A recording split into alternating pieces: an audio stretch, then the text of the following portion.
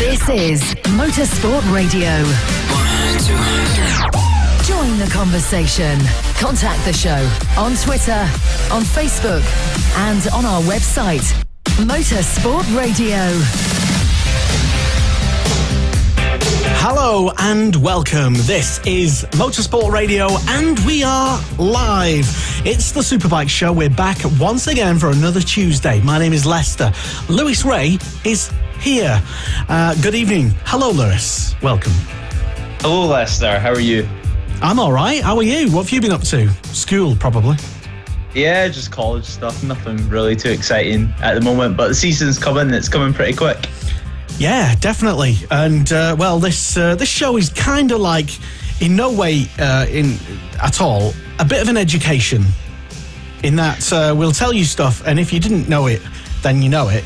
But you probably already did know it because, well, you've got Facebook and the like, but maybe you've been busy, maybe you've been at work, maybe you don't know exactly what has been going on. Well, there's been lots of testing, lots of speculation about Leon Haslam, etc., and we will sort of touch on most of it and try and make sense as much as we possibly can do without upsetting too many people this evening. And for tonight's role of upsetting people, I'll leave that to Lewis. So there you go. Great. It's your job tonight. It's usually me, but hey ho.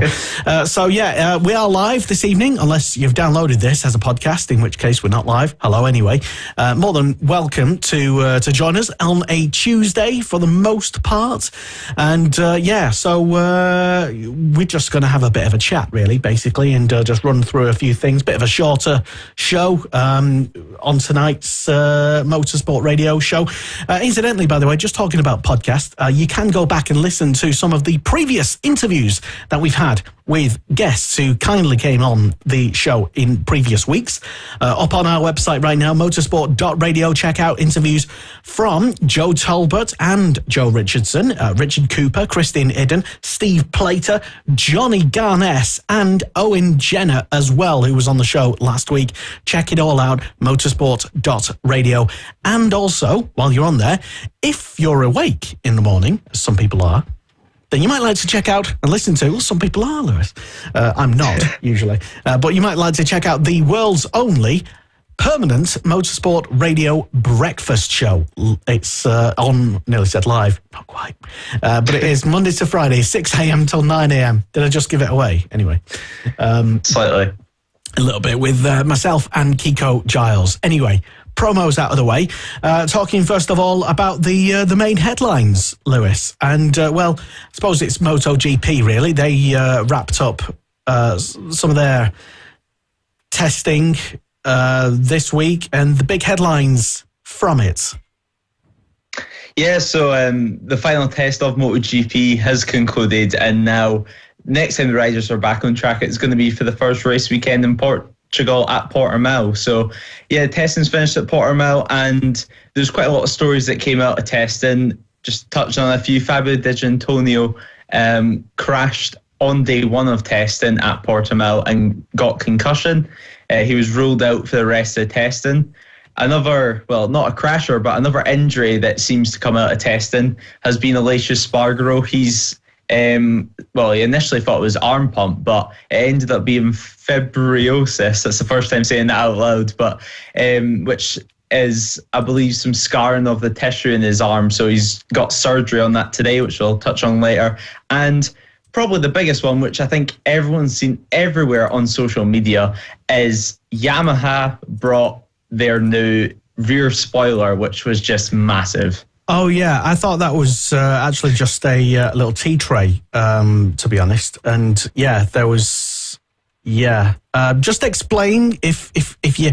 I'm sure most people have already seen it, but, Lewis, I called it to put your sandwiches just while you're out and about. I mean, it does kind of look a little bit ridiculous in that it's very ridiculous and very stupid. But I'm sure there's a good technical reason for it. Maybe I don't... Yeah, I mean... It does look a bit stupid, I can't lie, but interestingly, whenever the riders, Fabio Quartararo, I believe, was the only rider that actually used it.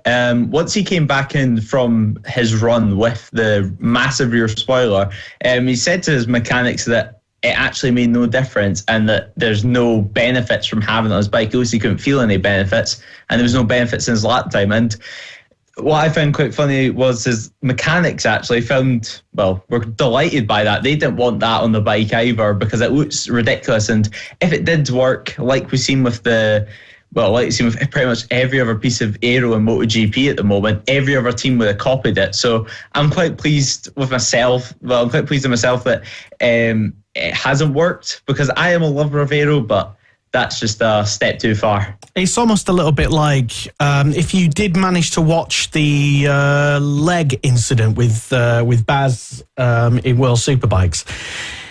It's almost like if a similar thing in MotoGP happened, and it's got that almost like a hacksaw type wing, that'd take someone's leg off, clean off. Yeah, I can certainly see it being a hazard. Like it's not even if maybe someone hits into it, it's even if it just falls off the bike, because it is just sitting there in the tail unit. Although it will be bolted in, there still is a case of that. Or if a rider crashes, they pick up their bike, they get going again, and it's slightly damaged without them even realising. So yeah, there's a lot of factors that can come from that, and I don't think anyone was really a fan of it, but it certainly gained Yamaha some publicity. I think that's fair to say. Yeah, just a little bit. And let us know your thoughts. Keep it clean and try and be positive.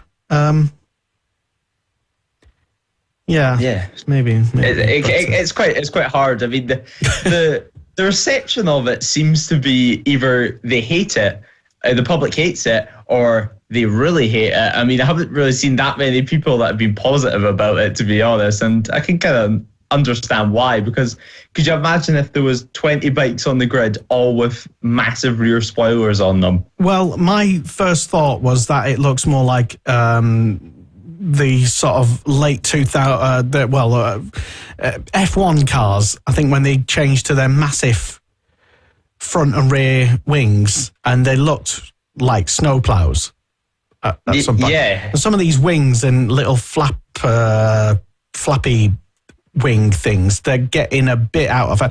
Now, everybody sort of complains about this annually, it seems, but this year, and everyone says this, that this year, no, it's completely outrageous, and there always seems to be a couple of little, but if anyone's going to be testing anything, well, now was the time to be doing it, and testing in maybe, I can't see them being allowed to even race that, because like you said, if it falls off, that could just take someone's head off. Or even if the rider goes down himself, he could do himself a right old mischief with that. And yeah, I mean, there's been nothing official to my knowledge on if they would actually be able to race it, because I don't think anyone was expected to see anything like that. I mean, it seems that aero is getting bigger and bigger every single year, and every single year there's getting more and more complaints about it, it seems. And obviously, if, like we've seen in World Superbikes, just with the front wings, if something like that was to work, you would have a manufacturer just naming one like Ducati, which seemed to transfer quite a lot of the race bike technology onto road bikes, potentially even adding that onto a road bike just so then you can race it in World Superbikes if it was to work. Anyway, but let's call it a controversial rear wing. But in testing, I mean, Formula One still do it now. They come out with some massive metal grill type things, and for people who don't know that it's actually aero testing, they just look at it and think, what the hell? I'm glad I don't watch Formula One anymore because of stuff like that. And they're the sort of headline images that people see after maybe they've not watched MotoGP for a few years and think, glad I stopped watching MotoGP a few years ago. Look at them now. What the hell?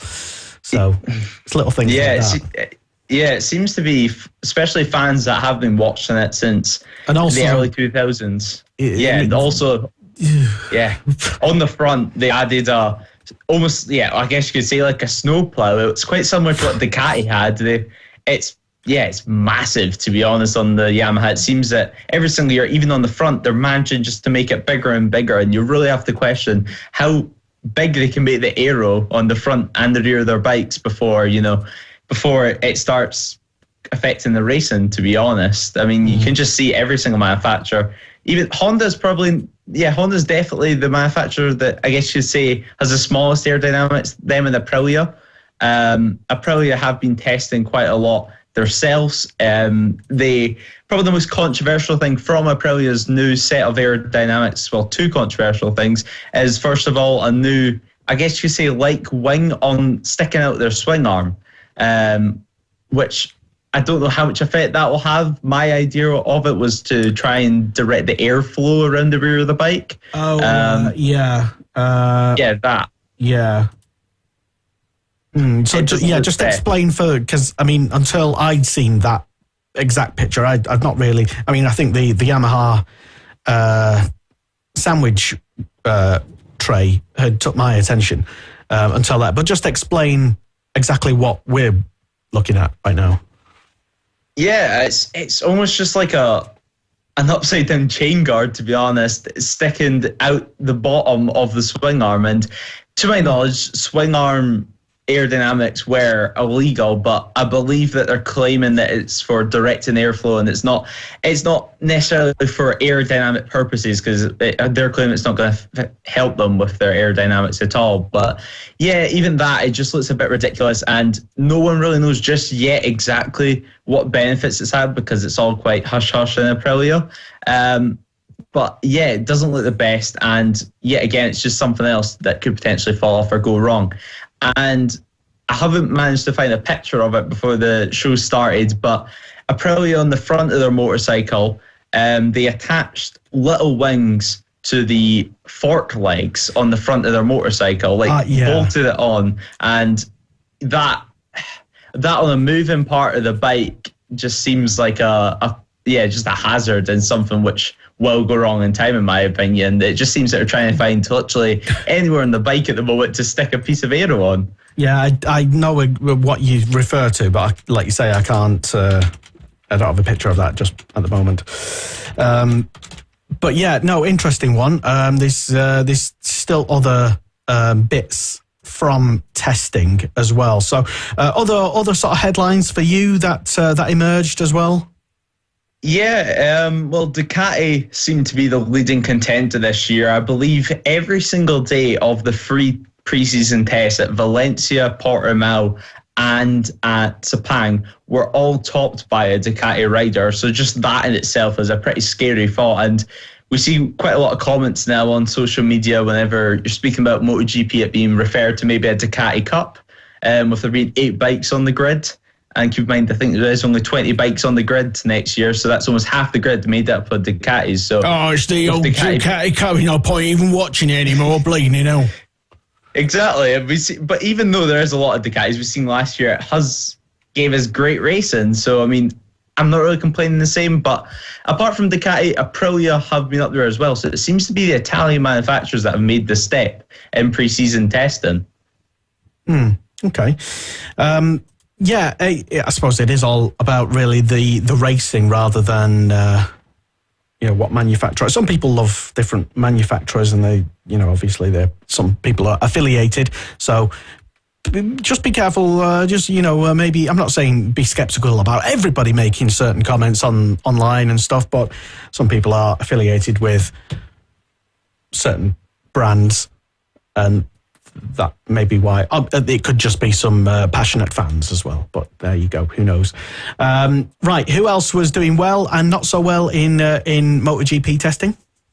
Yes, I think the biggest story of a struggling team is Honda in general, to be honest. Marc Marquez struggled throughout the whole test. Day 1, I believe he was 19th in the standings, and day 2 he was slightly higher in 14th. And it just seems that Honda haven't found anything to make their bike work. I believe Marquez said that each lap they're missing around half a second, if not more, and that's every single lap compared to the Ducatis. So it looks like it's going to be a tough year for Marquez mentally, and it's going to be a year where right now Marquez doesn't think that he can compete for the title. He thinks that he can just compete for the top 5. So it doesn't look like Honda have brought what they've needed for this year. Well, I mean, it's been a few years now where it's been consistent from Marquez, where he's come into a season really on the back foot. Is that fair to say? Not expecting, he's not been the favourite, really. Yeah. So is that the new norm for him? Is he like the underdog now? I guess he definitely would be an underdog pick for this season, because in pre-season it doesn't look like they have the pace. But the last couple of seasons, I think it's more than fair to say it's been mainly the questions about Marquez's physical ability. Well, now seems to be 100%, and he's not complaining about his arm, at least the same compared to what he was. He can ride in a way that he's used to. And it just seems to be the bike that everyone's struggling with. Even Joe Amir, who's moved to that team this year, seems quite frustrated already. And he's only done, I think, 6 days on the bike. So, yeah, it's going to be an interesting year at Honda. And I think it is fair to say that Marquez is probably an underdog for this year if you're going to put a championship bet on. Okay. And are you going to put a bet on? Are you allowed? You're too young, aren't you? Yeah, no, I can't put a bet on yet. Even if I could, I don't think I would for Marquez, to be honest. Why not? I just if anyone can claw a season back, yeah, but if anyone can claw things back, I mean, anything could happen, really, just because they might not be very competitive. Now, mid-season, there might be a bit of a change. Someone else might have a little bit of an injury, maybe. Yeah, no, I certainly see that being a factor. And one thing that I will say goes in Marquez's favour this year is, of course, the introduction of sprint races. He's not going to have. Yeah, that is a whole different subject. So there was quite a lot of upset fans with that alone. But yeah, I think that's going to help Honda this year, just sticking in a soft rear tyre and not having to worry about anything. Because Marquez said on the soft tyre, he can always just override the bike and get around the problems like he has done for many years now, to be honest. He just outperforms whatever he rides. Well, let us know what you think. Does Marquez have what it takes? Is he past it? Is he over the hill? Has his time come to retire? Or let us know what you think. Is he set for a sort of Marquez-style comeback? Who knows? Let us know this evening. Jump in the comments box, slide into our DMs and some such, and all that good stuff. Let us know your opinions on the Superbike Show here on Motorsport Radio. Hello and welcome. My name is Lester. Lewis Ray is here. And we're just having a nice, simple chat tonight, really. So you can get involved and enjoy the conversation, kids, about MotoGP. We'll get on to talking about Moto2 shortly, maybe talk a little bit about Moto3 and BSB as well. It seems like Spain, definitely the place to be past few weeks. Who's everyone on holidays? I mean, testing in Spain. So, and why not, if you can? Well, they've been tested, obviously, nothing to do with a holiday. Yeah, no, I mean, we have to, go to work or college in Glasgow, but whatever, yeah, Spain, we'll just watch online and check the timings and stuff. So, other big talking points from GP testing. Well, at KTM, Jack Miller is, of course, moving from the Ducati team this season, which, when they initially did it, I was quite sceptical myself. But that testing will never work. Hey.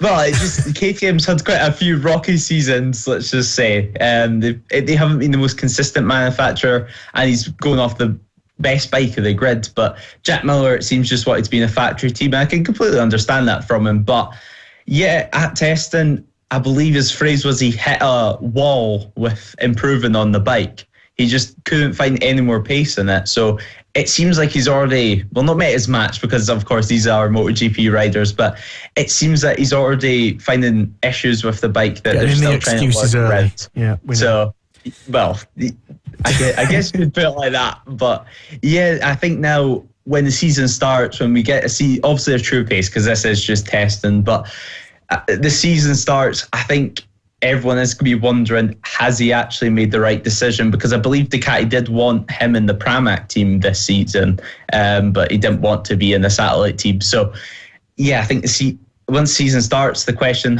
is going to arise if he's made a good choice this year to go to KTM.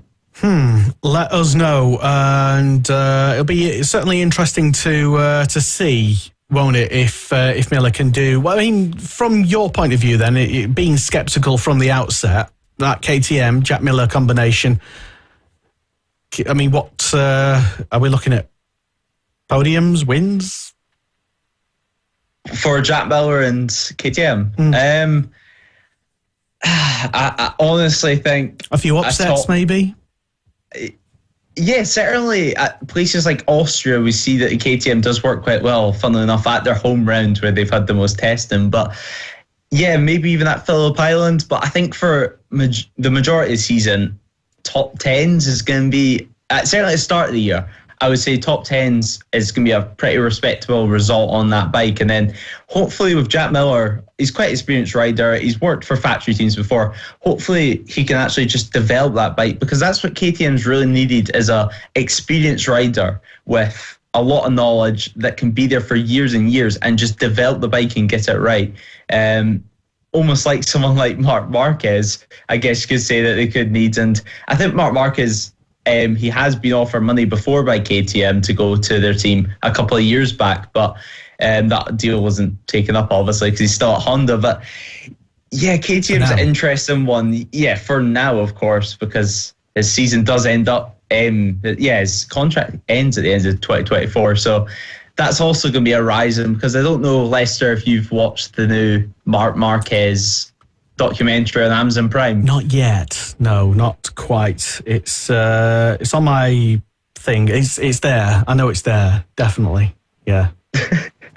Well, yeah, I would recommend literally any MotoGP fan out there to watch it, or even if you're not a Marc Marquez fan, even if you're a Rossi fan, just to watch the Marc Marquez documentary. I know Shot Corner, a Rossi fan, watching a Marc Marquez series, but it is really interesting just to see the mental side of the rider and just to see how tough this has been for Marc Marquez since his crash, because it follows him right from his 2020 crash at Jerez in the first round all the way to, I believe, just after this 2022 season.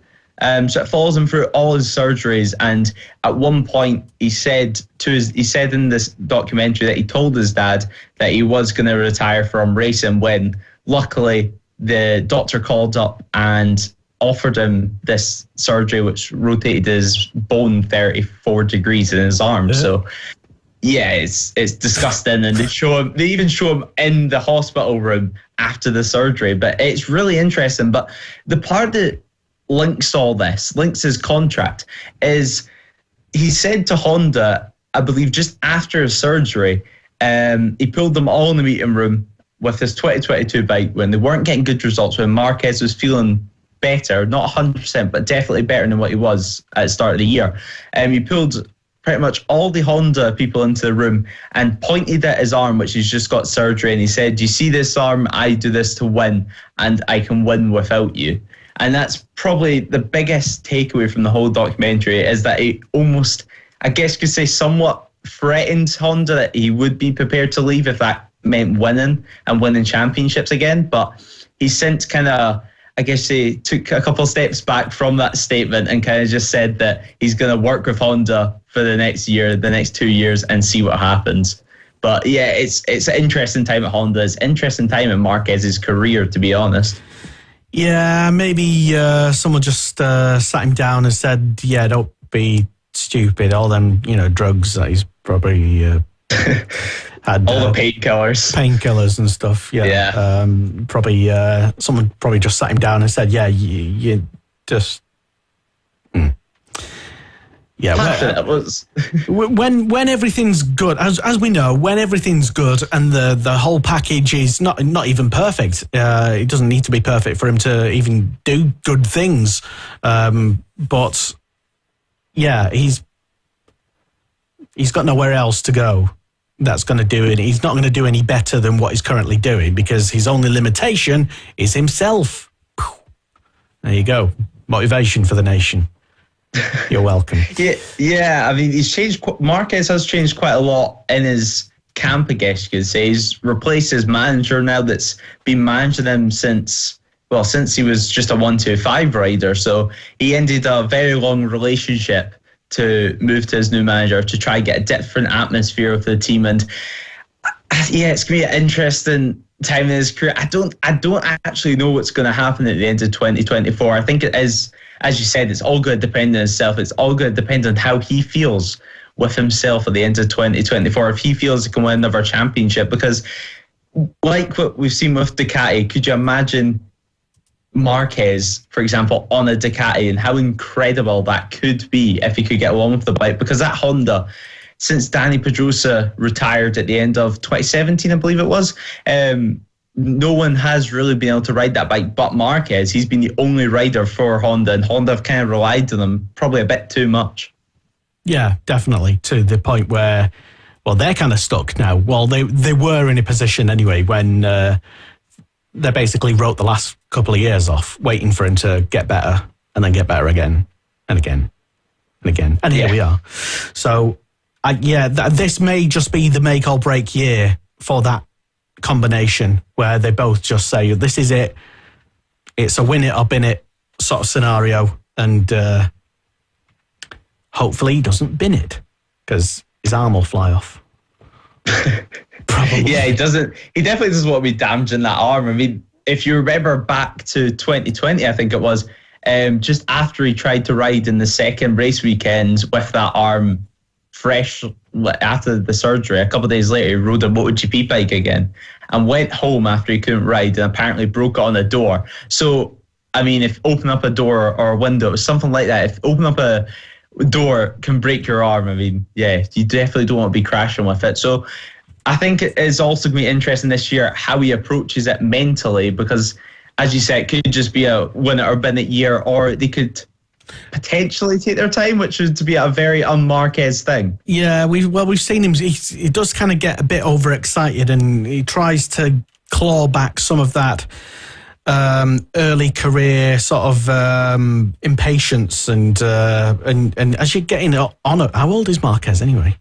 30, I believe. That's what I mean. As you're getting on a bit, you've kind of got to, all the best riders, or the best athletes really, they adapt what they do and their style, don't they, to their changing bodies. You know, your body can't do what it could have done when it was 20. Believe me. Yeah. So if he has learned, we might just see a brand new, completely different, bit more patient Marquez. Yeah, I mean, I think or not. For Honda that may be the dream scenario, but yeah, is Marquez? Yeah, anything can happen with him. Let's be honest. It is just going to depend on, especially his feeling with the bike, because even I think last year after he got that double vision after the crash in Indonesia, it almost set him back a little bit, and we've seen a slightly different Marquez for a little while, but nothing. I think we're never going to see the Marquez. I hope we never see, actually, the Marquez of 2019, where he was crashing multiple times a weekend. I think he had over 20 crashes in the season, and it was just mental. It was like Marquez crashing became a common theme, and I don't think his body can physically withstand that anymore, or even if it can withstand that, the question is for how long. Yeah, well, I joked about his arm flying off, but that might actually be, I mean, you know, it's the abuse that it's taken, that shoulder and stuff over the, it's a bit like Toy Story 1 with Woody, and his shoulder might not be stuffed full of like stuffing and stuff. It might be metal, but yeah. But anyway, fingers crossed for him, because we like Marquez. I like Marquez anyway. Boo and stuff. Well, whatever. He's a fine champion, and hopefully he gets his head together. But also talking about arms and injuries and some such. Alish has been what's he been up to in hospital? Has he had surgery or something? What's been going on with him?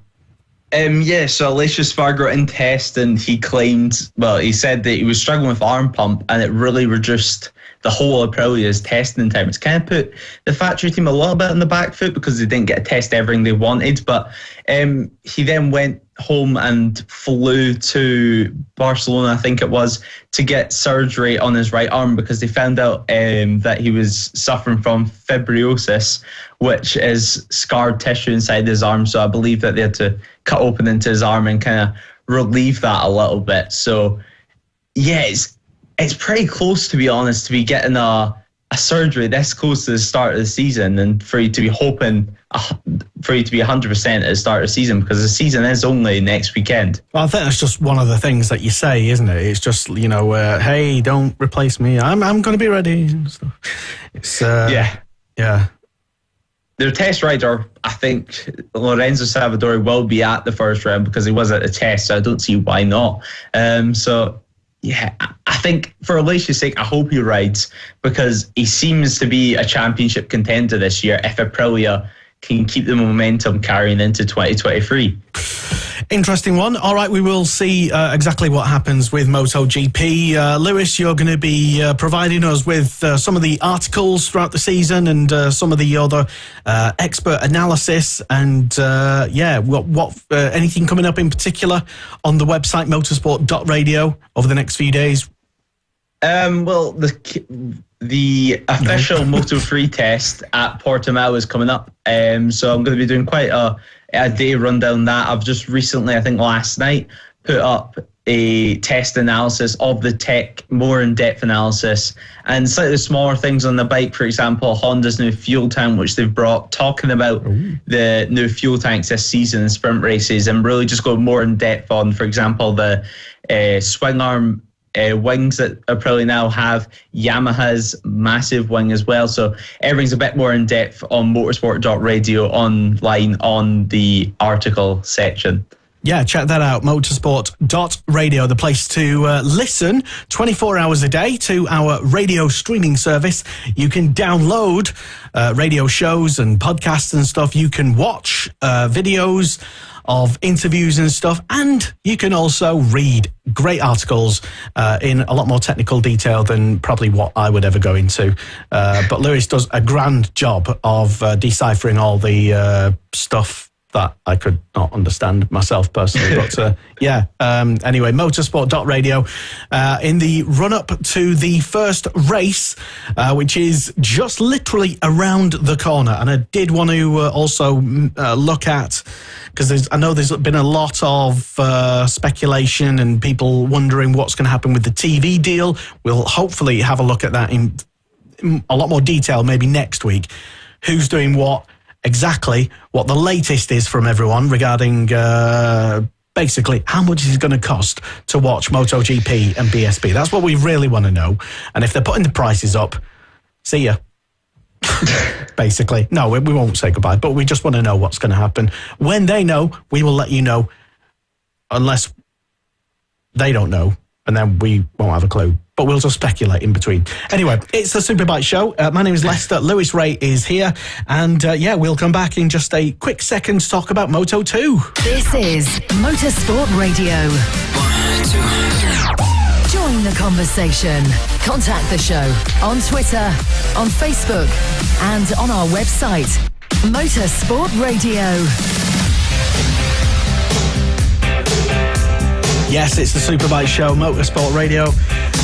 And we are here on a Tuesday. It's just myself, Lester, and Lewis Ray live from the old Scotlands. And is it snow where you are at the moment? Full of snow? Yeah, a lot of snow today, actually. At one point in Glasgow, it looked like it was going to be a blizzard. So, yeah, I enjoy the snow, so I was pretty happy, but it seems to have disappeared now.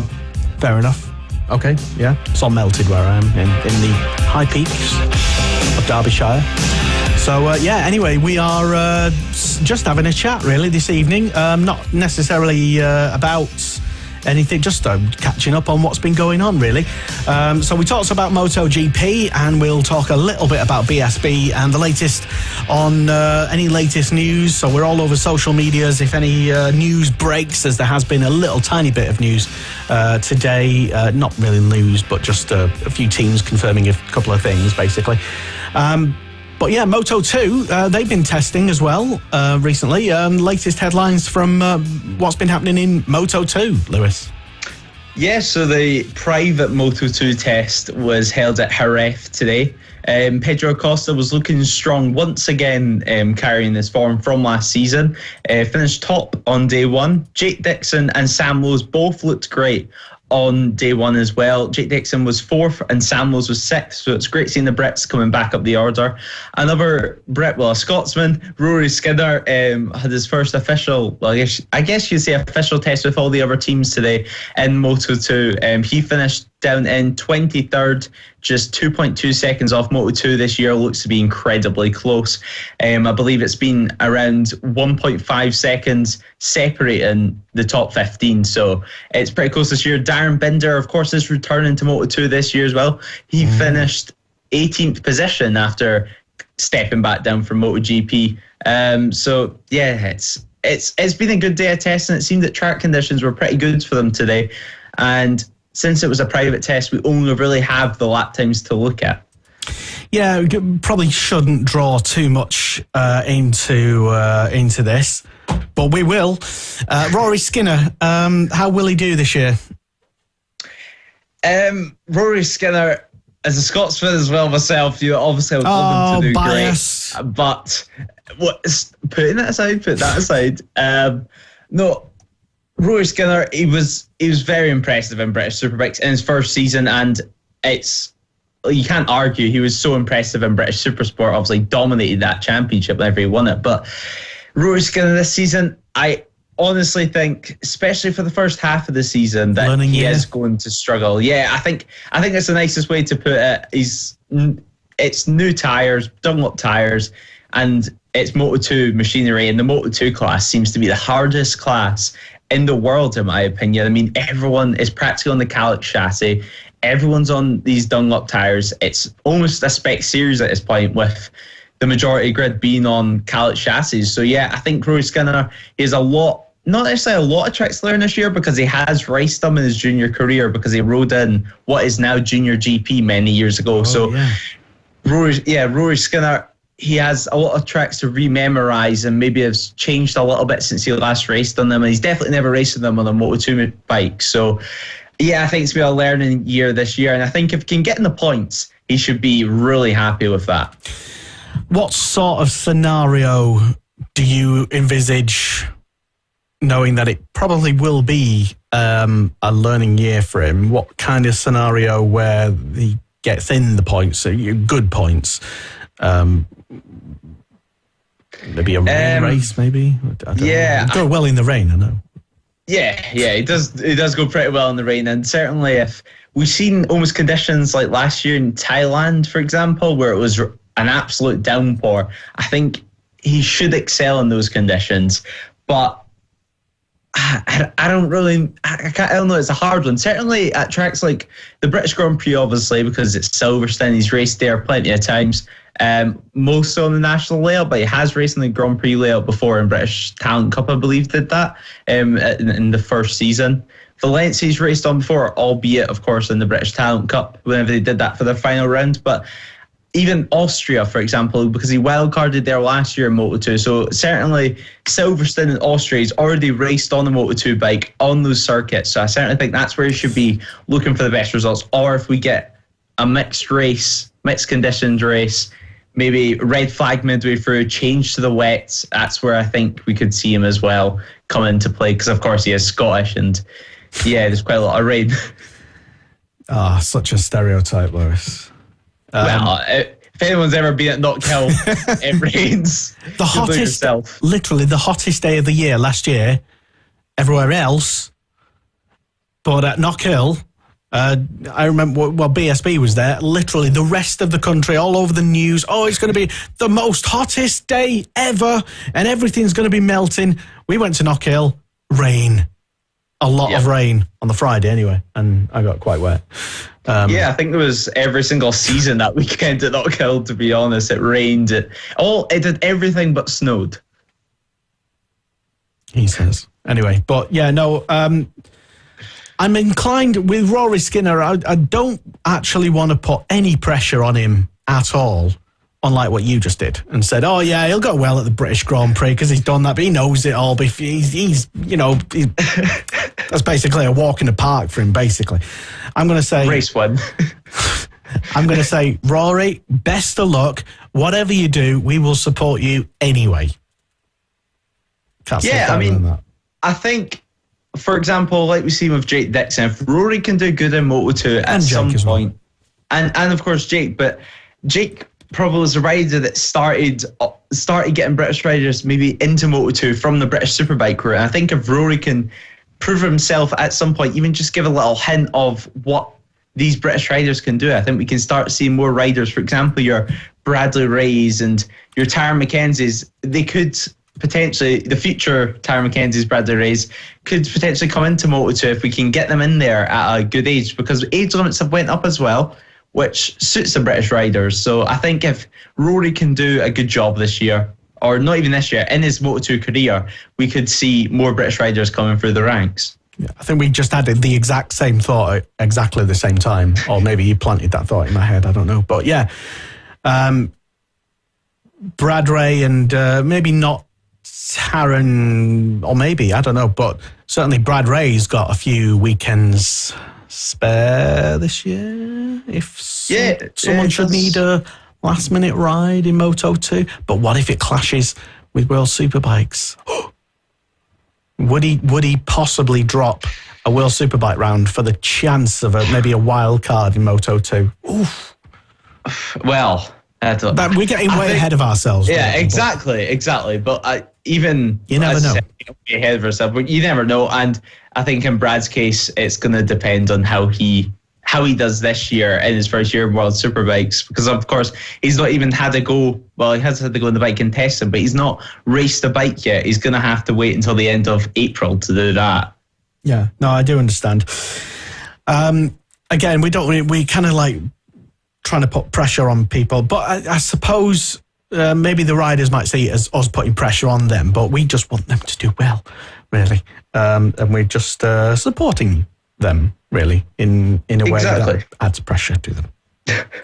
No, well, I think Rory said himself this year he's got no expectations, and that is the right way to go about it, because it's a tough championship. I mean, you've got 21 races this season, I believe it is, and that's a long series, a long weekend away from home that he's not going to see his family every single week. You know, he's going to have, being countries that don't speak his language, he's going to have a lot more things to think about in the race weekend. It's the type of things where if anyone gets injured, like we said earlier shows with, for example, Tyrone McKenzie, it's the type of places where if you crash, you know, you're in a place that's unknown with less people that you know, and it can be tough mentally, World Championship. So it's going to be an adapting year for him definitely, like we've seen with Cameron Beaubier, which he's replacing actually at the American racing team. He came from Moto America, first year, complete learning year, and then the next year you just started to see just these little bits of light, I guess you could say. He's starting to be up for the podium positions, albeit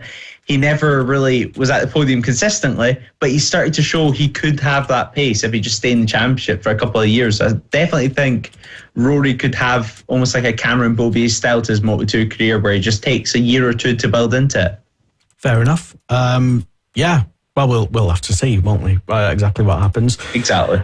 So other stuff happening in Moto2. I mean, there's is that the last test now? To be honest, I don't know where I am with testing in Moto2. I think Moto2 get, just like Moto3, an official test at Portimao. Yeah, they do. It's on the same day. They're splitting sessions throughout the day, Moto2 and Moto3 at Portugal. I think this weekend. For 3 days of testing. So that's their final test, and that's only a week until the first race at the same circuit, though. So we're definitely going to gauge a little bit more about where people stand at Portugal. Oh, fair enough. Okay, yeah, because tried to get Josh Watley on the show for tonight. It was a long shot. I mean, I know you'd be busy doing testing and stuff, but he just said he's got an official test in Portimao in the next few days. So there you go. Right, and final word on Moto2, Lewis testing, or even Moto3, Ethan. Any news emerging? Anything sort of stand out that we need to sort of anything that might have forgotten about? Need to know. Moto3, I think the biggest standout for me and pretty much the whole of the British riders is Scott Ogden topped the private test at Jerez. The whole field was there, the whole paddock was there, and Scott Ogden on the Vision track Honda topped the test, and the Hondas looked very strong this year. So I'm starting maybe just to wonder if Honda have brought a little bit more to their package this season, because we've seen last year, KTM looked to be the bike to be on. It looked to be the bike which had the most upgrades. So yeah, I think Honda may be improved this year, and Scott Ogden is looking good. Only one way to find out, isn't there? I suppose. Yeah, wait for the official test results, Lewis. Don't go... don't go look at these private ones. Yeah, these, you don't know what sort of weird things are going on in the background. It might be running like extremely light on fuel or something, whatever goes on, and stuff. But we'll try and get Josh on. Hopefully he's got some time for us, maybe after the first round, when it all goes well. Once I don't want to say anything that jinx anybody, basically, so that you can get blamed for. Just going to stay quiet for the time being for about 5 seconds. But will we have updates on that on the website as well? Yes, we will, for the Portimao test and the Grand Prix, of course, and hopefully do something at least for qualifying. So yeah, it's really exciting times coming, to be honest, for the MotoGP boys, for the Moto3, for the Moto2. There's so many new riders this year in all the classes, and especially Moto3, a lot of riders now moving from junior GP. So yeah, it's great seeing the system working. It's great seeing so many talents coming through the ranks and so many talents getting picked by top teams. Exactly, yeah. So a lot of excitement. We will do, I think, a proper... I don't even know what we're doing on next week's show. I don't know. It depends on whether we've got interviews with people coming on. But if we've got the time, we'll do a proper look and a proper rundown of the whole... everything, basically, MotoGP 2 and 3, and get some predictions. Are we starting like a predictions league or something this time? Are we going to do some? We've got to do something like some kind of, game type format. We've got to do something, I suppose. Make it a bit of fun. Exactly, because motorsport is fun and all that. We forget that sometimes. It's all about motorsport. Which is always fun. Going fast. Yeah, going fast, doing, professional things and everything in media and blah, blah, blah and such. But it's also got to be a bit of fun as well. So, yeah, with that in mind, a series that is always full of fun, BSB. They were also in testing. Yeah, you see. Also in testing, they wrapped up their test at their own circuit now. So MSV, I still maintain, by the way, that they're going to be racing there by the end of next year. I don't think it'd be too far off there. I think it's an inevitable at this point in time for BSB to race at Nevada. Well, yeah. Why wouldn't you? Why Exactly. Why would you buy an international grade A, whatever the grade is listed as, but it's good enough to do World Superbikes, put it that way. Why would you buy, as MSV, a really nice track in a really convenient location for us Brits and not use it to go racing?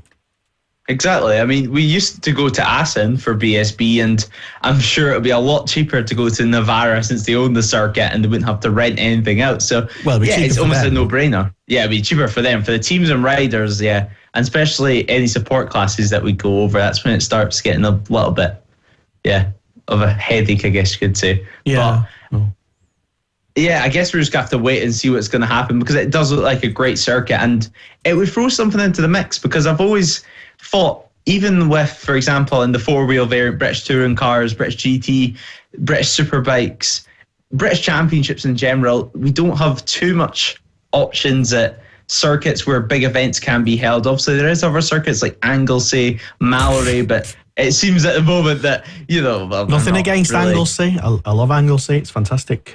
They just need a little bit of I guess you say, pump some money inside of them, and then hopefully they can get the facilities to host bigger events. But right now it seems that obviously it's just the MSV tracks, Silverstone and Knockhill, which are really capable of hosting these big events. So it'd be nice to have a different track and a different thing to switch up the grid, switch up the order, and not have circuits which can think maybe Ducati would do well this weekend. We'd have a circuit where we go into the unknown in a different country in the sunshine. It would just be great. And maybe for next year, for next pre-season, Lewis, it could be the Motorsport Radio tour to Spain or something like that. And I don't know, just throwing ideas around and booking things at the same time. Who knows? But yeah, why not? I mean, look, almost every single person is out in Spain at the moment anyway, doing something, testing or pretending to test or doing something. So, yeah, why does that same attitude of, like, get out to Spain where everything's nice, cheap and sunny and warm, why does that not extend to the fans? Because I floated that idea on the BSB fans Facebook group a few months ago. Oh, yeah, this would be a great place for the race. I thought, that's not a controversial thing to say, is it? It's just a nice thing to sort of float an idea. I mean, it's just it looks like a nice place. It's not a British place, obviously. What I mean by that, it's not like your damp, wet Alton Park on a Friday. No offence, Alton Park, because we love you too as well. It's just a nice place to go when the rest of the country is like up to its knees in snow.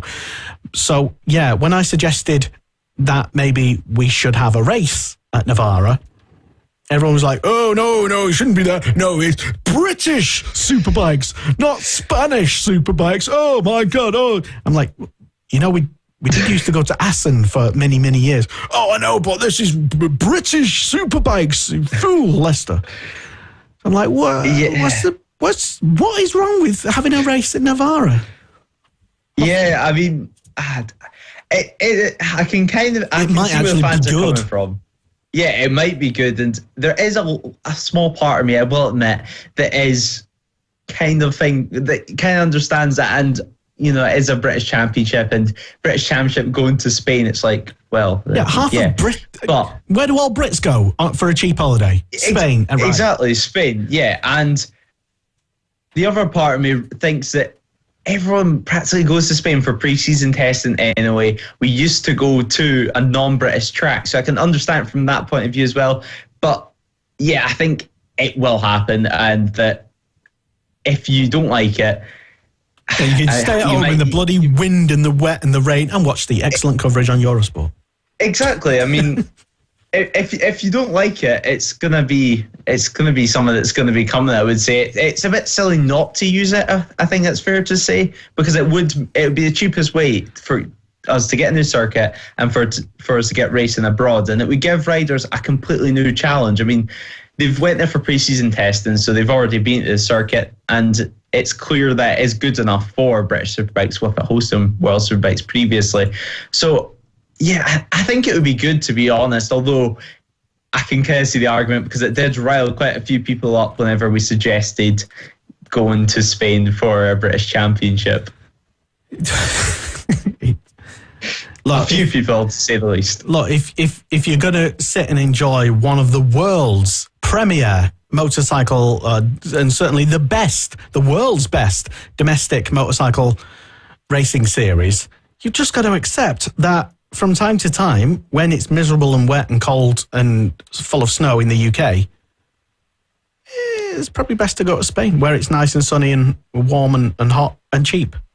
Exactly. Well. And another part of me which thinks this is a good idea is, for example, this year we're not starting until, in my opinion, last year it was even worse. I think last year we didn't start till the end of April, to start in May, I think it was. It was pretty late last season. No, I think it was April. It was Easter, I remember, because everyone in the media room got an Easter egg for free, I think.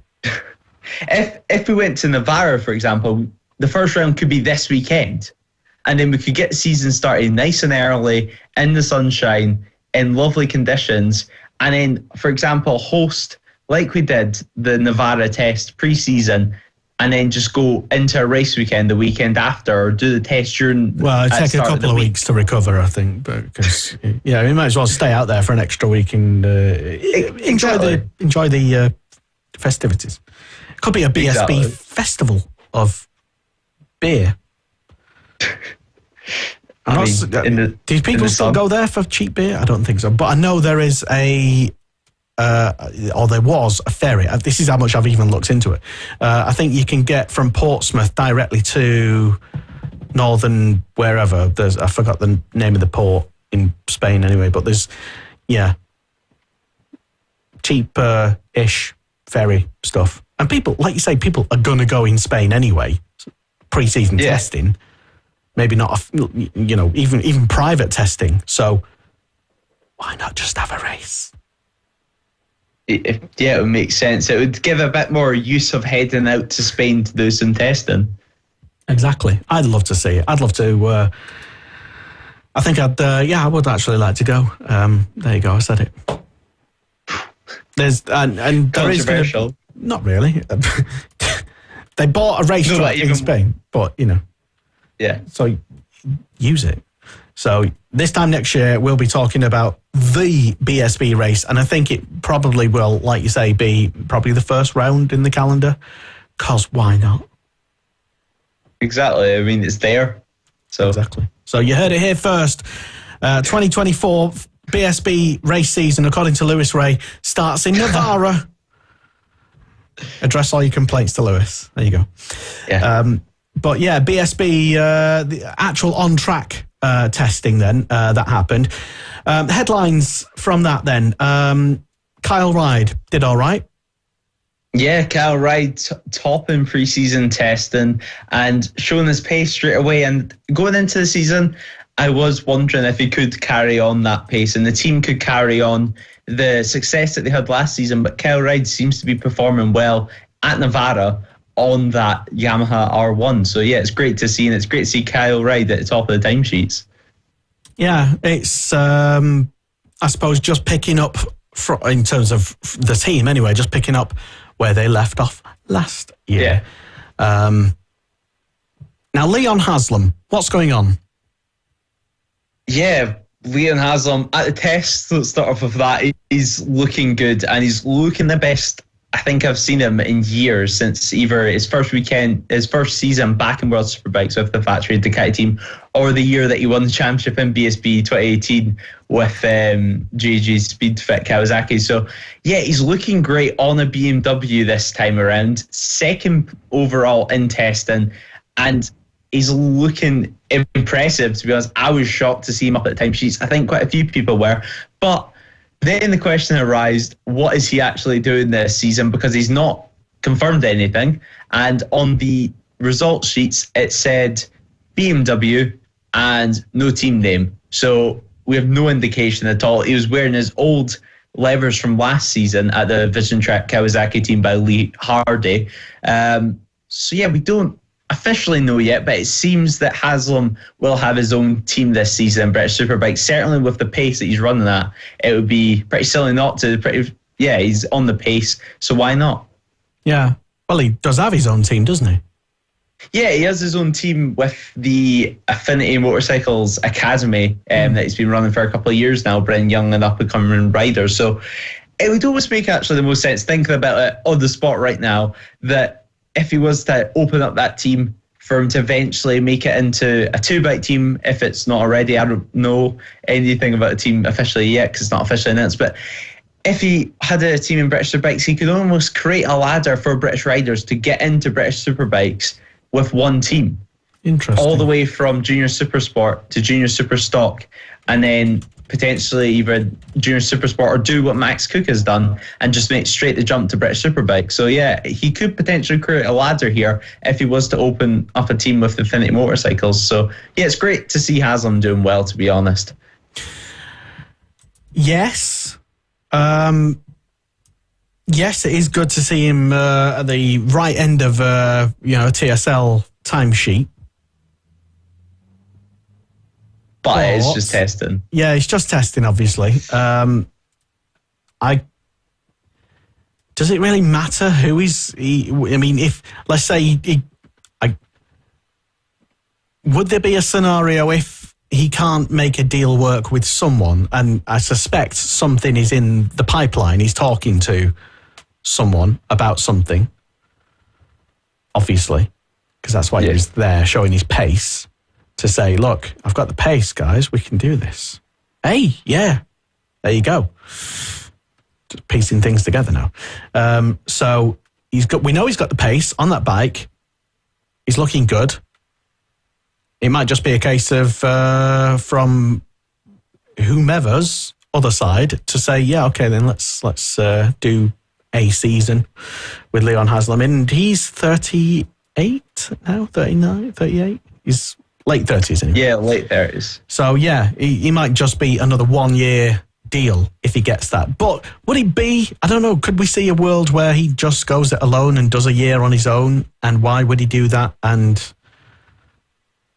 I don't know. Yeah, I honestly, my personal opinion right now is that is the most likely option, it seems, for him to go on his own, with his own team, and just do a whole season by himself. And I think that is a route which I certainly didn't see him going down. But looking at last season, it wasn't good at all for his standards. He really struggled with that Kawasaki, and now that he's on the BMW, he seems just a clip with that bike. So, yeah, I don't know if there's any spaces going for any teams that are running BMWs at the moment, to be honest. I don't know how L1 Racing, I don't know how many seats they have going at the moment. Obviously, they've signed Luke Mossy to the team. So, yeah, I think right now that is the most likely option for Haslam to run his own team in British Superbikes this year.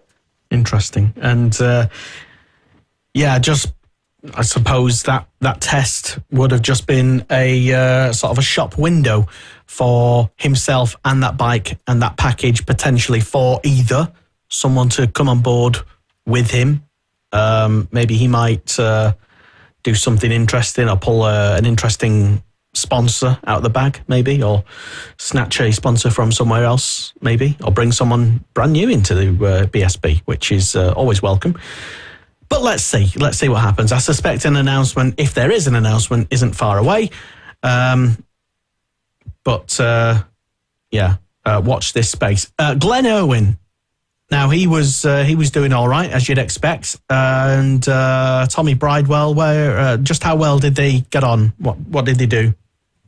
Yeah, so they finished third and fourth overall. They were looking very strong on the Paul Bird Ducatis, and going into this season, for myself anyway, it was a little bit of an unknown on just how well those bikes will perform. But it seems that, at least at Navarra, at least in testing, they look to be getting pretty comfortable with that bike. Obviously, Glenn has had success with the Paul Bird team in the past at the Northwest 200 and some in British Superbikes as well. But albeit at the time, it was on the V2 engine. And things have moved on since then. But it looks like he's picked up from where he left off, third, which is pretty impressive. And Tommy Bridewell, fourth place. I think this is going to be Tommy Bridewell's year to properly show himself. Obviously, he's shown his talent, certainly at Alton Park, seemed to be his circuit over the past couple of years on the Oxford Racing Ducati. And now that he's on a factory bike, it seems that this could be potentially even his season. You could potentially put him in the hunt consistently in race weekend. So, yeah, it's great seeing the two riders at the front end of the timesheets. Yeah, definitely. And how did Max Cook get on at testing? I did see occasional updates on my Facebook when I was kind of busy, so I didn't pay too much attention. I wasn't able to follow it live on TSL. But Max Cook in his, I suppose, debut BSB official test.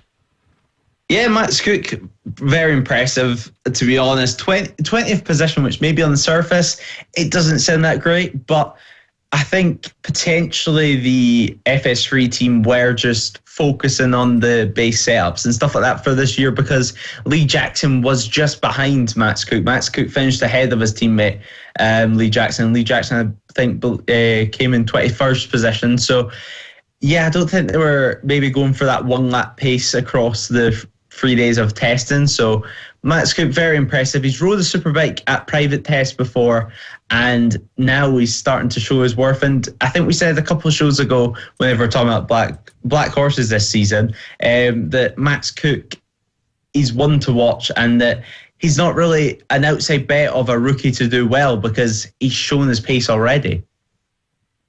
That's true. Yeah, he's well. That's why he's there, I suppose, because he's pretty quick. Pretty quick lad. And other couple of other things to mention in BSB. Noah McCann's Yamaha at the test. Why? So McCann's released a statement just clarifying that they just haven't went to the test at all, and that was because they would rather focus on British circuits in British weather, which I can completely understand. It saves them a bit of cash as well, and they just want to focus on the British programme for this season rather than going out to Spain to test on a track that they won't race on in conditions which are highly unlikely to race on. So I can understand the side of it, and they will be at the official Donington Park test. Fair enough. Okay. Yeah, Donington is when? Next week? This week? It's next week. Next week, I believe it is, yes. Okay. Yeah, I mean, in my head, I'm still in January, so I don't even know. Everything. Yeah, it's just gone quick. It's like, oh my God, we've got 2 weeks till like Fab Racing starts, and I'm like, that crept up on me a lot. But yeah, so yeah, good idea potentially from the McCann's Yamaha team. Did we already know that they weren't going to do that test, though? Was that a bit of a surprise? I just presumed that they were going to be there. Yeah, I think everyone kind of just presumed that the whole paddock was going to be at test. At least the whole British Superbike teams were there because, of course, there was some super stock riders, some super sport riders, and even some world endurance riders at the test. So, yeah, I think everyone assumed at least the whole British Superbike grid would be there, but McCann's have just decided that, yeah, they would just rather test in British circuits, which I can completely understand as well. It makes a lot of sense from them. So, yeah, it's going to be interesting to see if anyone's actually gained too much from testing in Navarra. Yeah, in terms of, maybe if you've got a new bike, I don't know, maybe for those of you who are testing a new package of, if it's a new rider bike combo, yeah, obviously you want as much time on the bike as possible, wherever, and you might as well just test out in Spain where it's nice and warm. But yeah, from the McCann's Yamaha point of view, I'd probably, if I were them, I might do the same thing. It's like, well, we're not racing there this year, so what's the point in being there? It's going to, save a whole chunk of money. Yeah, so. And as you mentioned, testing in nice hot conditions. Quite a few times, we can wake up in the morning on a British Superbike weekend and for it to be either wet or just freezing cold. So, yeah, I can completely understand that they kind of want to test in conditions which are more likely anyway on a race weekend. So it's going to be interesting to see how they are at Donington Park. I think it's fair to say, and.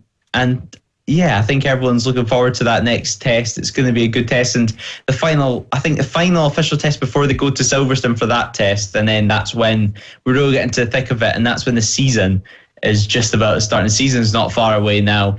And with the season not being far away, just 3 weeks. Going back to that man on the screen, Leon Haslam, the deal has to come soon, or the announcement has to come soon, because practically everything's already signed. The season is literally just about to start. Yeah, just a couple of weeks away, and there's not quite just one official test just remaining, not for the BSB championships, because on the Thursday before the event at Silverstone, there's also the only official British Talent Cup, the R&G British Talent Cup. Official test. They were due to go out to Navarra and test in the nice, hot, sunny, warm conditions, but that got postponed, unfortunately. Yeah, okay, whatever. I'm not disappointed at that. Facts. But anyway, testing. So it'll be a bit of a long weekend for the British Talent Cup. competitors. And talking about competitors, well, there's been a confirmation really from one of the teams today, and an announcement. Not that they kept any of it hidden at all, because I think everyone knew this, but Microlise Cresswell Racing today, this afternoon, they made an announcement, Lewis. Yeah, they announced their rider lineup for this season, with Harrison Desailly returning to the championship this year in the British Talent Cup and looking for another great year. Julian Carrera joining the team this year at Microlise. George Baus returned to the year, and a new rider, a Ukrainian rider. And I'm going to stab at the name. Apologies if I pronounce it wrong, but I believe it's Siviat. Will be joining the team this year at the Microlise team. And the Microlise team has always been a squad which has really, really done well in the British Talent Cup, and they always seem to be one of the teams which go the extra mile and just to go into the finer details of their bike, just to get every little inch of power and performance out of that small 250 Honda. Yeah, definitely. They always have a professional outlook on things, and the whole series, really, the whole R&G British Talent Cup definitely puts riders in the right frame of mind if that's what they want, because I mean, some of these riders coming directly out of mini bikes racing, with Fab, for example, and it can tend to sort of be, for some riders, a bit of a culture shock, like, wow, this is how you actually be a professional rider. And even in BSB, you're still in amongst other riders who because they're your mates, you've sort of grown up with them, really. And it can, for some people, I suppose what I'm trying to say is that there's lots of different levels of people professionalism and lots of different ages, and you can definitely see, even if you're just a spectator walking around the paddock, you can see who's already acting like a mini Grand Prix star, and but you've got to have that mindset if you want to be successful and actually go into GP as well. This is where it starts. It starts at the British Talent Cup level. Really, you get the professional training at every round, and the actual Dorna rider coach, and this year the MSVR rider coach, coaching all of the riders in the R&G British Talent Cup, which is probably why it's always one of the cleanest fights on track during any BSB event. Yeah, the British Talent Cup, especially at the front, it's always clean battle, and even if a mistake does come, the riders are so professional about it. One incident that does come to mind for me, because I was at the circuit, was at Knockhill last year, whenever there was that incident with Silva Menzi, and I can't remember the other rider. Evan Belford, yeah. Crashed at the hairpin, and they got up and they were so professional about it. They just, I believe they gave each other a cuddle actually afterwards. So not instantly, but eventually. Yeah, not instantly. Once the heat cooled down, they realised it's just a racing incident, and gave each other a cuddle, and everything was good. These guys at such a young age have such a great outlook and mindset on racing, and I think that is down to, like you said, Dorna and MSVR, and just even the teams and the family that have been brought up with, and just the way that you look on their racing. Some of them treat it so professional and realise that through the British Talent Cup, it can become a job and it can become a career. Defo, yeah. So stay in school, kids. Keep at it. Right, so moving on. We've not got long left, Lewis. So Moto America and the Daytona happened at the weekend. You were all over it. What happened? Yeah, it was, frankly, it was a crazier race. It was a win that was separated by 0.08 of a second at the line after 57 laps of running around Daytona. So yeah, it was hugely impressive. There was some controversy, I think it's fair to say, throughout the race. The race was won by Josh Herron, who looked strong on the Ducati V2. His teammate Xavi Forés, which is becoming quite a it's quite a well-known name across all motorbike racing. He sadly retired just a couple of laps in, but Josh Herron took the race win from Daytona 200 veteran Josh Hayes by 800ths of a second. Now, if you see any pictures, you will see Brandon Pash on the Triumph side by side with Hayes, and they actually tied on time. But on the order, Pash was demoted down to 11th position at the line because, well, he sped in pit lane and he got a 15-second penalty. So that really ruined his race in such a close race because the race was red flagged due to an incident pretty late on. I believe there's only 4 laps to go in the race. And the race was red flagged. It was restarted for a 10-lap race, which was 6 laps more than what was left originally. So some riders were pretty confused about that. But American way of doing things. Yeah, apparently it was in the rules, and it was also in the rules that it would be a new race. So everything from the previous one would be scrapped. So Cameron Peterson, who is a full-time Moto America rider, he was 1 lap down and he finished on the podium because when it got made a new race, he got given that lap back. Everyone wins. Yeah, well, almost everyone wins because whenever Moto America get rid of the laps and make it a new race, the only thing that does carry over is time penalties. Oh, that's from not fair, the is it? race. Well, that was the controversy that was involved in it. That's why Brandon Pash, I don't think, is too happy. I've seen quite a few social media posts from him saying that he missed out on $20,000 at the weekend. So I'd be fuming. Yeah, the only thing that's carried over is time penalties, which I don't understand why, to be honest. If everything gets given back, even laps from riders, because Blake Davis, he was a lap down and, well, he was battling with the group at the end of the race once he got given that back. So yeah, if you're going to give an advantage and ignore the riders' disadvantage that they had, whether it was an impending penalty or the fact that there were 10 laps down or whatever, and then just do a fresh sort of BSB, wipe the clay, the slate clean, everyone starts from zero, and this is a fresh race, then that's what you do. But that is what you do, and it kind of it overshadowed the race. I think it's fair to say at some points, because the thing I still don't understand, is Teague Hobbs on the M4 X-Star Suzuki. He was the cause of the red flag. He was involved in, well, he wasn't the cause, he was involved in the crash which brought out the red flag. It was him and another rider. And the race was red flagged, and he rode the bike back to the pits. And then he wasn't allowed to take the restart because he caused the red flag, right? They repaired it, and he got back out for this new race.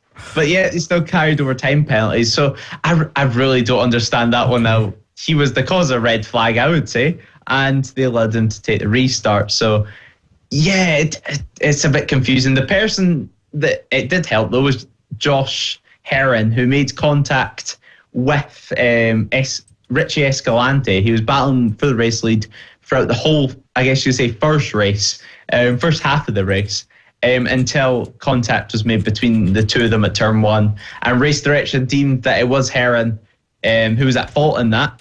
So it took them around 10 laps, to be honest, to try and make a decision on it, because it was such a strange contact, because it was kind of just 2 lines merged into one, I guess you could say. But Escalante kind of sat up, so it was really difficult to make any kind of call on it from the race direction. But it took that long that they made the decision under the red flag, and he got given a 6th place grid penalty for the restart, which didn't really bother him because he was still in the lead group and he still won the race. So if that red flag came out, maybe the penalty would have been different. We'll never know. But yeah, there was quite a lot of controversy sparking it. But at the end of the day, the 10-lap restart gave us 6 riders within half a second at the line. So yeah, I was pleased with the final 10 laps, to be honest. It was great racing. Herron said, this is a quote from him on a website. He said, yeah, when they added 5 laps, I didn't know if I had the legs in me to finish, he said. And I didn't know what the deal was with Peterson and Pash. I was super confused, but I just decided it didn't matter as long as I finished first. Yeah, well, that's a good way of thinking about it, I guess. But he had no rear tyre, and no one really had any rear tyre, because if they planned their pit stops for 57 laps, and now whenever the 5 laps was added on, 5.5 laps were added on, you're not allowed to change tyres at all under red flags. You're allowed to refuel, so everyone was able to make the end of the race, but you can't change your tyres. So everyone at the end of the race was on really short and dead tyres at 180 miles an hour on a 33-degree banking at Daytona. So yeah, I guess you could say it is pretty dangerous, and it produced quite a few hairy moments, I think it's fair to say, especially from Heron. There was a lot of him losing the rear, almost high-siding it and saving it. So yeah, the race was kind of overshadowed a bit, I think it was fair to say. There's quite a few people watching it for the first time that kind of thought, yeah, they didn't really know what to think by the end of it, because it was a great race up to that point. But yeah, it's kind of overshadowed the race. But I certainly enjoyed it myself, and we got some great racing. But yeah, I think they could do with a little look at the rules and maybe just clarify a couple of things and make it a little bit more streamlined whenever these situations happen. Yeah, unfortunately, red flags are always going to happen. But like you say, sometimes it's going to try and be polite and say, yeah, there's maybe it doesn't hurt to communicate a few extra things, even if you're repeating yourself. So whether that's part of the media, the officials, whoever, there's nothing wrong with just clarifying and repeating the scenario. In this scenario, this is going to happen, or that's definitely going to happen, just so that when it does happen, no one's necessarily surprised because we knew about it. I don't know. I'm not a race official, so I've got no advice. I think that is a great point, to be honest, because whenever we were watching the coverage on Moto America Live, even the commentators and the people presenting it were quite unsure what was going to happen, especially with the penalties. And they had to get clarification from race direction. So I think it would be good just to repeat things a couple of times from race direction, just get a bit more communication to the fans, so we know what's happening. Exactly. All right. So well done on keeping up to date and explaining all of that. And BSB testing as well, Lewis, and what happened in Moto2 testing and MotoGP testing. Should we just leave everything to you? I think. Yeah, well, I can waffle on for a bit about bikes, but yeah, it's such an exciting time of year, and it's been great to be able to speak about it. Yeah, and you'll be doing a lot of that, especially at the first round of Fab Racing on the Road to MotoGP feeder series, Fab Racing Mini Bikes British Championship, coming up at the end of the month in 2 weeks from... Yes. Jesus, what? No pressure. And it's a double round, yay! So you've got 60 races to commentate on. Yes. Take that, Steve Day. Races. Lewis will be commentating on 60 races. Well, not quite, because I don't think we're filming the first day, but potentially 60 races, maybe 50. But still, a lot of... and last year you ended up with a sore throat, I think. It was a sore throat. Sore throat after the other commentator made me made everyone quite ill that weekend. We got a bug, I think it's fair to say. Yeah, COVID. Anyway, but yeah, no, it should be a good one, and it's down at Lid. It's free entry, so if you're down on the English-Spanish coast, I don't know, then come and check it out. Some good racing, and watch tomorrow's stars racing today, but in 2 weeks from now on the Fab Racing Mini Bikes Championship, where you'll see Lewis Ray doing his jibber jabber for 50-odd races, and I'll be there trying to do it as well, producing all the little things and camera angles and stuff. And it should be good. We've got live coverage here on Motorsport Radio as well, and we won't be doing a show, executive decision, we won't be doing a show because basically, okay, this is Moto America type of weirdness, but... For the first round at Fab, they'll be racing on a Monday, and it's not even a bank holiday Monday. It's not even Easter Monday. It's just a normal work day. So, yeah, it was explained to me, Roger, you know, I love Roger Keys, and he made sense when he said it, that basically the kids are off school for half term or whatever it is, for Easter. And that's great. But the parents aren't off work. Just saying. Anyway, so yeah, because we'll be live streaming on the Monday, we're probably going to be a bit tired to do this show on the Tuesday. And I think, yeah.